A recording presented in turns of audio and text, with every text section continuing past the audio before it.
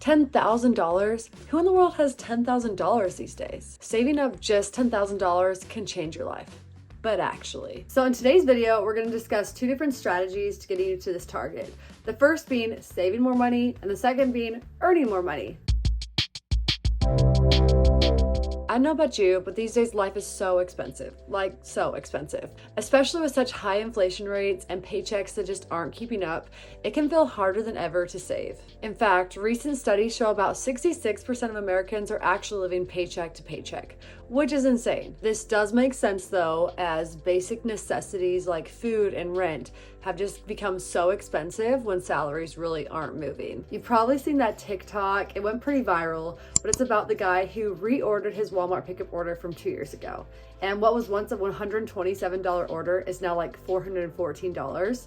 So it got about 3 times as expensive to buy his food in just a span of 2 years. So all that to say, you're not crazy. Life is very, very expensive right now. If you're like me, you probably watch hours and hours of personal finance content. But if you're one of those people who are flat out broke or living paycheck to paycheck, it can feel really demoralizing and like you just can't get started on your personal finance journey. When you don't have any money or savings, it's really hard to start a business or to start investing or to do any of those things because you just don't have enough cash on hand. Saving your first $10,000 can change all of this. It can act as your down payment, a deposit, or seed money for a business, or your first lump sum that you get to invest finally. This $10,000 will act as a cushion and give you peace of mind that you need to start working towards those big personal finance goals. If you're new here, hi, my name is Jess. I love to talk all things self-development, personal finance, and more. So if that sounds interesting to you, please give this video a big like and consider subscribing. All right, back into the video. $10,000 sounds great and all, and probably a little scary, but what does this actually look like? So a few different scenarios. First, if you break $10,000 down by month, this looks like about $833 per month. If you choose to look at it by week instead, this ends up being about $192 per week. And lastly, if you look at it by day, which is how I prefer to do so, then it looks like saving $27.40 each day to get you to your $10,000 goal. So in today's video, we're going to discuss two different strategies to getting you to this target. The first being saving more money, and the second being earning more money. Strategy number one is to set up automatic savings. Essentially, you can set up your paycheck to have a portion go directly to savings. So this is just a great way to remove the friction. It makes it so it's really easy to have money automatically be saved without you having to think about it or worry about it. It makes it much more likely that you're going to achieve your savings targets when you just remove the thought and remove the temptation at all. All right, next up, we're going to talk about tackling the big expenses like rent, your car, and more. So strategy number two is to decrease your housing costs. So this can look like a bunch of different things. You can negotiate with your landlord, you can get a roommate, you can move to a cheaper area, you can even move in with family if you're feeling really desperate and really motivated towards that goal. So there's a bunch of different options to cut down your rent costs or your mortgage costs even, because this is truly like one of the largest expenses. You spend so much money on rent, and any savings here can make a huge difference as you try to reach towards your $10,000 savings goal. Number three is to avoid a car payment. So this is probably the most controversial, and I might get some pushback, but just hear me out. The average American is spending between $500 and $700 on their car payments each month. So this is a huge total amount. And if you think about putting this into savings or this into investing each month, like it can make such a huge difference. So I challenge you to start saving up money today so you could potentially buy a car outright with cash, or just be okay driving an older model of a car. In our instance, we actually got a car with hail damage, so we got a huge discount on it.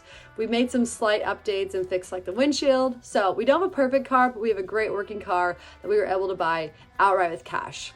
And another great example is Warren Buffett. You've probably all heard this, but he's one of the wealthiest men alive, and he still drives an old 2014 Cadillac, and he has for some time. So if he can handle having an old car, you can as well. Look into potentially reducing this cost for yourself each month. In the same vein, number four is to reduce transportation costs. So this can look like finding alternative means of transport like a bicycle, or taking trains or public transport, or even just carpooling with friends. This can save a lot of money over time. Strategy number five is to spend smart on food. This is ironically one of the areas I struggle with most. I really love food, definitely a foodie over here. So some different strategies are to Plan your meals out so you're spending strategically. Also, don't go grocery shopping when you're hungry because you're gonna be like me and just buy the whole entire store and stuff you don't need.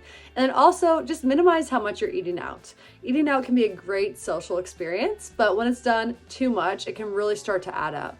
Things are super expensive these days, and then when you add on tips on top of it, it just gets a little bit out of control.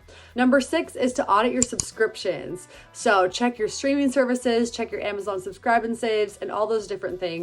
We're definitely in a subscription age, and these amounts can just add up so fast, and lots of times we don't even realize what we're spending on. So I challenge you to take a look at what you are subscribed to, what you're spending money on each month.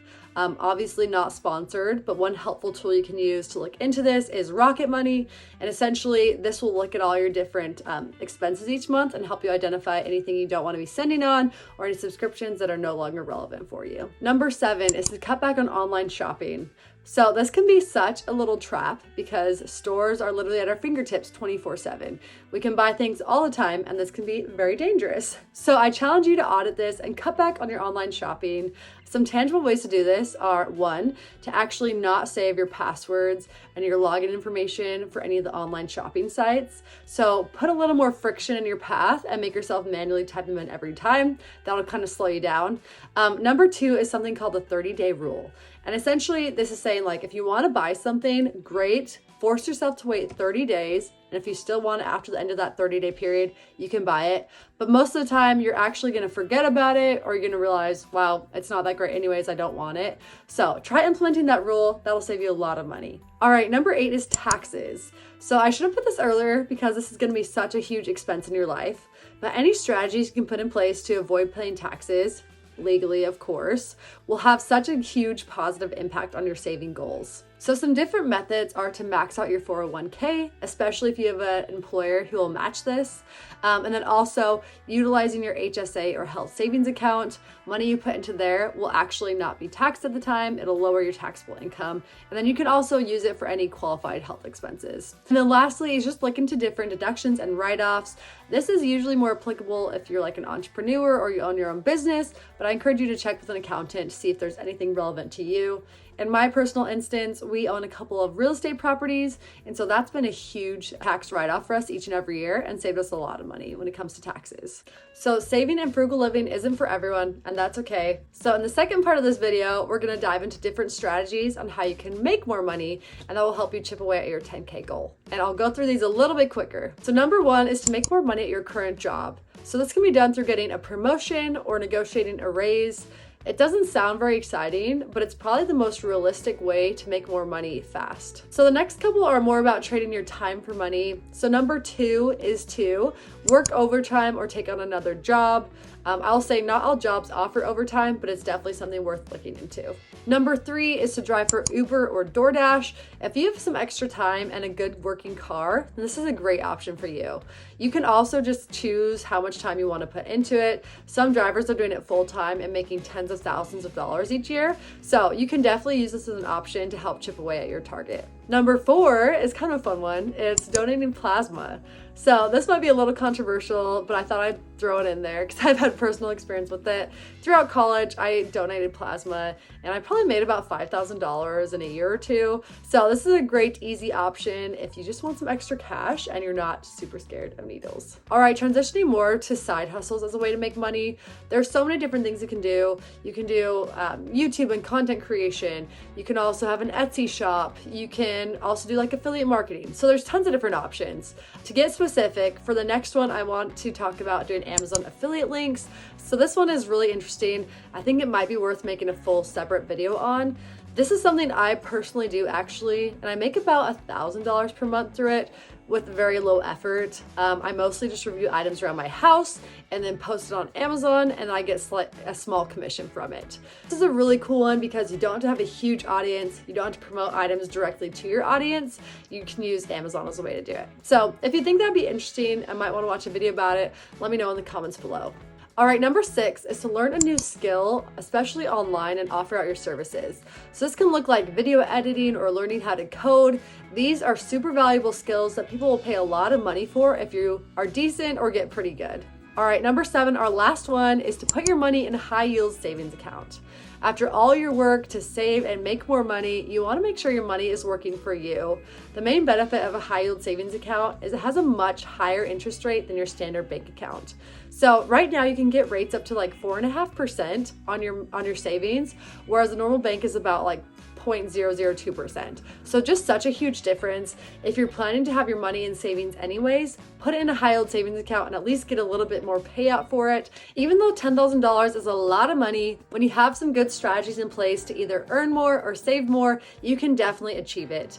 $10,000 has the ability to change your life. I know it has mine. So I challenge you today to take one step to earning more or saving more and working towards that big goal. All right, that's it for today's video. If you enjoyed it or learned something, please give it a big like because it really supports my channel. If you want to learn more about personal finance, self-development, and more, please consider subscribing.